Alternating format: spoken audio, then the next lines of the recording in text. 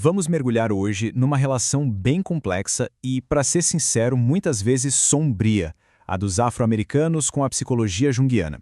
E a nossa guia nessa jornada vai ser o trabalho da doutora Fanny Brewster. A gente começa com essa pergunta que é quase um soco no estômago, de W.E.B. Du Bois, porque ela vai direto ao ponto de uma contradição enorme, não é? Como pode uma teoria psicológica que deveria ser sobre cura acabar tratando um povo inteiro como se fosse um problema? Então, vamos lá. Carl Jung, não dá para negar, é um gigante. As ideias dele sobre arquétipos, sobre o inconsciente coletivo mudaram tudo. Só que, quando a gente olha mais de perto, aparece um conflito, uma sombra no coração da própria teoria dele, principalmente quando o assunto é raça. E é exatamente nisso que a gente vai focar agora, na sombra racial da psicologia. Vamos investigar como os preconceitos raciais acabaram se infiltrando na teoria junguiana desde o comecinho. Para a gente entender a crítica, primeiro a gente precisa entender o conceito. O que é essa tal de sombra? Bom, para Jung, a sombra é basicamente tudo aquilo que a gente reprime, que a gente não quer ver em nós mesmos. As partes que a gente julga como inferiores ou inaceitáveis. É um conceito-chave para o autoconhecimento. O problema, como vamos ver, foi a aplicação disso.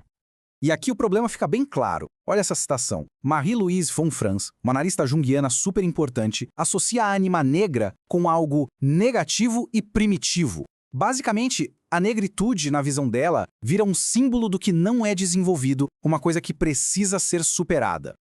Então, o ponto central é este. Isso não foi um deslize, um erro isolado. Foi um viés que estava na base de tudo. A própria linguagem da psicologia junguiana, quando chegou nos Estados Unidos, já vinha com essa carga, tratando os afro-americanos não como pessoas, mas como símbolos da sombra. E isso nos leva direto para o próximo conceito-chave. Se a negritude era vista como a sombra, como é que a psicologia lidava com a dinâmica racial em si? A resposta está numa coisa que o próprio Jung percebeu: um complexo racial. O mais curioso é que o próprio Jung, lá em 1930, admitiu que existiam complexos raciais. Ele percebeu a tensão psicológica que essa dinâmica criava na América, tanto para pessoas brancas quanto para pessoas negras. O problema é que foi uma observação que ele nunca se aprofundou para valer. A análise da doutora Brewster pega essa ideia do Jung e vai além. De um lado, temos o complexo branco nos afro-americanos, que é marcado por séculos de invisibilidade, de injustiça. Do outro, o complexo negro nos americanos brancos, que é alimentado pelo medo, pela projeção de violência e ódio na figura do outro. Vamos avançar e ver como essa estrutura toda foi se solidificando.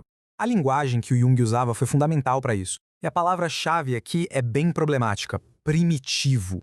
Olha, essa citação é direta e bem chocante. Jung não estava medindo palavras. No ensaio dele sobre a psicologia americana, ele chegou a descrever a influência afro-americana como uma infecção racial, um problema que puxava a psique do americano branco para um nível mais primitivo.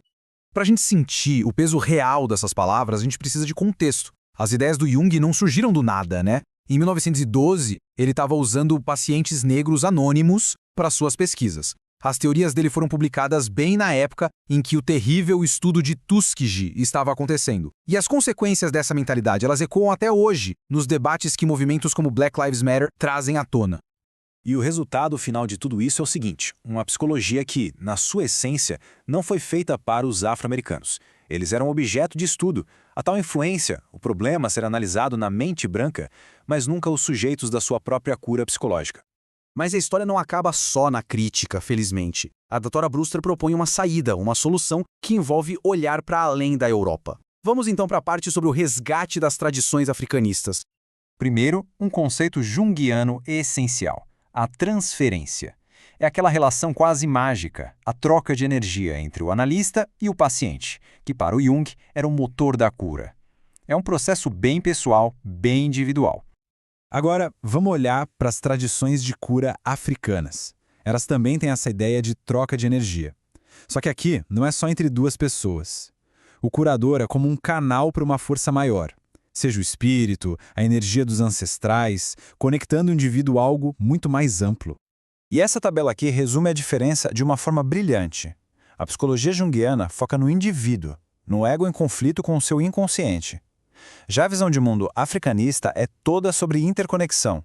A cura não é só para o indivíduo, é para a comunidade, para a tribo. em conexão com os ancestrais. É outra lógica. Certo. Então, como é que a gente pode usar essa visão mais ampla para curar a própria psicologia? Essa é a nossa última parte, curando a divisão da psicologia. O ponto nevrálgico está aqui, nessa citação. Ao simplesmente ignorar o complexo racial que o próprio Jung apontou, a psicologia junguiana hoje se torna meio que inútil para ajudar numa das questões mais urgentes da sociedade americana. Essa evitação focada tem consequências bem reais. E a prova disso está nos números. Poxa, depois de mais de 100 anos, a falta de diversidade nesse campo é gritante. Fica a pergunta: se a teoria fundamental enxerga a sua cultura como um problema, por que alguém dessa cultura se sentiria bem-vindo ali? A Dora Brewster nos dá um caminho bem claro. Passo 1, reconhecer o problema lá na origem, nos textos do Jung. Passo 2, finalmente, encarar de frente os complexos raciais. Passo 3, que é fundamental, integrar de verdade as visões de mundo africanistas. E o objetivo de tudo isso é criar uma psicologia que finalmente reflita a diversidade real da psique americana.